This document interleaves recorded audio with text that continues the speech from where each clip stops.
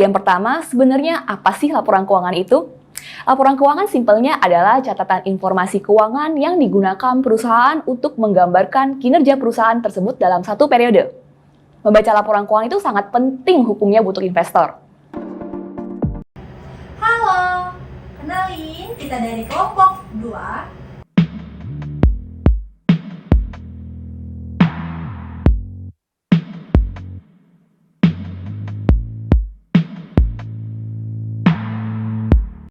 Pada kesempatan ini kita akan membahas mengenai tentang segmen interim financial reporting. Dan tentu saja saya tidak sendiri, saya akan bersama teman-teman saya membahas hal ini. Di samping saya sudah ada Justina Lucy, Sania, dan Amel. hai. Nah, sebelum kita bahas nih tentang topik kita tentang segmen nih. Sebelumnya aku mau nanya dong ke kalian. Nah, kita ini sudah menjadi mahasiswa akuntansi semester 6. Wah, cukup Berat ya? berat ya jadi mahasiswa akuntansi semester 6. Menurut kalian akuntansi itu gimana sih? Asik, menyenangkan, rumit, tapi aku pingin di sini gitu loh. Atau memang kayak ya udah ya jalanin aja, nanti juga ketemu itu ujungnya gitu. Singkatnya sih kayak, kirain cuma ngitung uang ya. Ternyata panjang, jalannya panjang nih. Gimana nih kalau apalagi nih kita nih punya 2 teman nih, ini dari IPA loh, bukan dari kita kan IPS masih nyinggung lah sedikit. SMK juga masih pusing ya. Ini mereka nih dari IPA loh. Coba jelasin. Gimana dong rasanya kayak dari IPA nih belajar kimia terjun ke bagian akun-akun, gimana rasanya? Dari sana dulu sih dong. pasti shock ya. Shock ya. Jadi menurut Justina, segmen itu gimana sih? Kalian pernah nggak sih bertanya-tanya gimana perusahaan besar itu kayak perusahaan Apple, perusahaan Samsung itu gimana cara melaporkan keuangan mereka? Terus gimana mereka itu bisa memastikan bahwa informasi keuangan yang mereka sampaikan itu akurat dan relevan bagi pemegang saham? Nah, di sini peran segmen dan interim financial reporting ini menjadi sangat krusial. Nih, kalau dari Sania sendiri gimana? Jadi segmen reporting itu suatu proses di mana perusahaan membagi laporan keuangannya menjadi bagian-bagian yang lebih kecil ataupun bersegmen. Ini biasanya tuh dibagi berdasarkan lini produknya, bisnisnya, dan lain-lain. Contohnya aja perusahaan multinasional ya yang punya berbagai jenis produk baik dari smartphone ataupun peralatan rumah tangganya. Jadi dengan segmen segmen reporting ini dia bisa melihat kinerja masing-masing dari lini produk tersebut.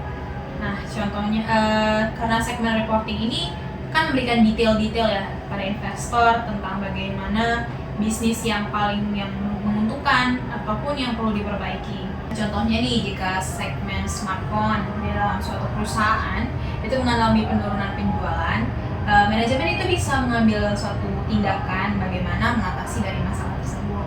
Nah, untuk for your information aja nih, ada standar akuntansi yang mengatur tentang segmen ini yaitu IFRS 8. Itu perusahaan diwajibkan untuk melaporkan informasi segmen jika informasi tersebut penting bagi pengguna laporan keuangan. Informasi ini mencakup pendapatan, laba operasional, aset, kewajiban untuk masing-masing segmen tersebut. Nah, menurut Amel sendiri, segmen itu gimana? Kalau menurut aku nih, bayangin aja kita lagi makan sebuah pizza yang besar. Kan pizza itu kan bentuknya pizza lingkaran. Dan biasanya pizza itu kan dibagi menjadi 8 bagian. Nah, jadi segmen reporting itu ya seperti pizza yang dibagi beberapa potongan ini. Nah, terus jadi setiap potongan pizza tersebut mewakili dari bagian yang berbeda di perusahaan. Itu bisa berdasarkan produk, bisnis, dan lain-lain.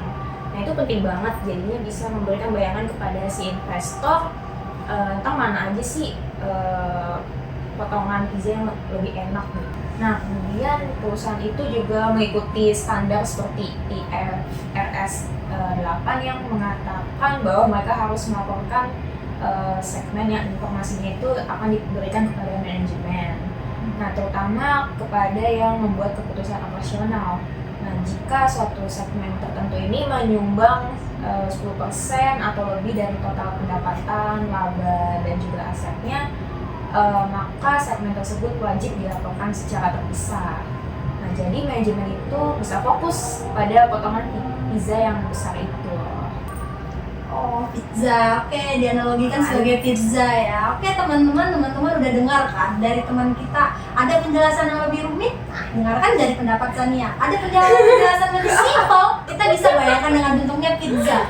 Pizza kata Amel tadi ada 8 bagian. Terus atasnya itu adalah topping. Topping itu bisa dijadikan 8 bagian itu adalah apa namanya tadi kata Amel segmen ya, segmennya ya.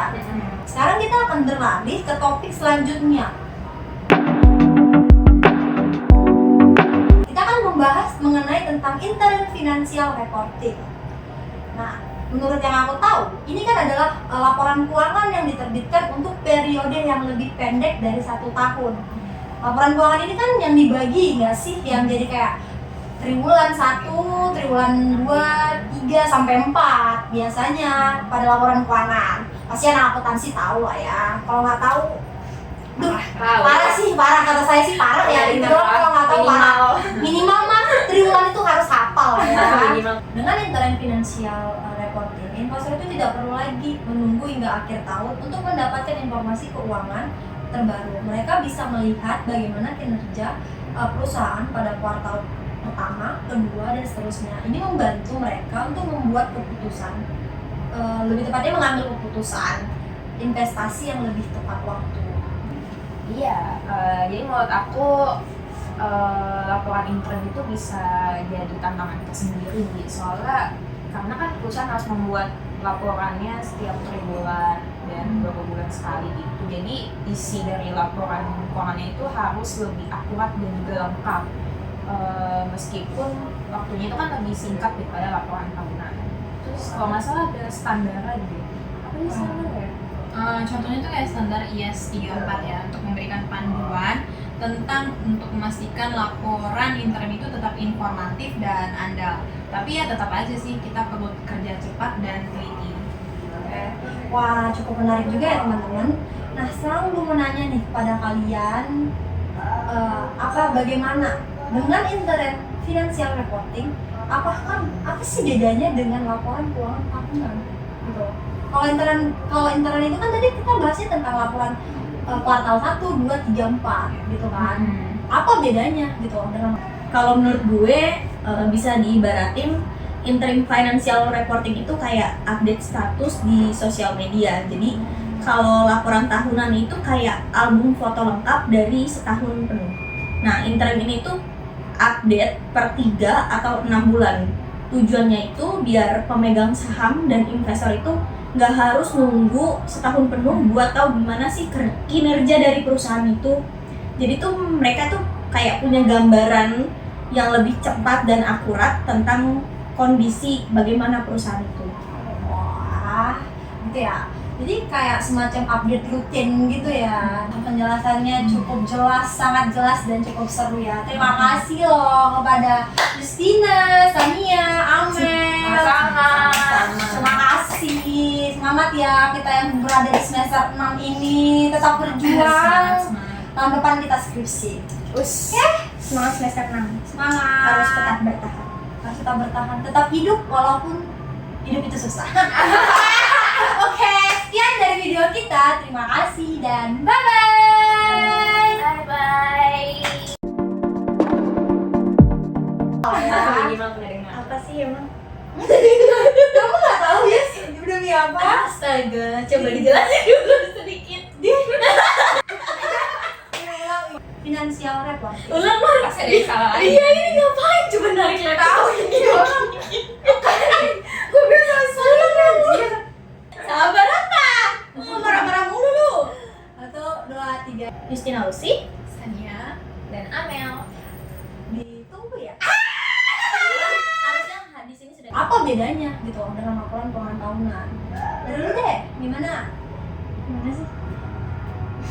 Gue di bawah nih, nggak tahu. Menurut Amel sendiri, segmen itu gimana? Ayo. Bayangin aja kita lagi Udah menit belum? Yus capek loh, Yus ngulang-ngulang Yus.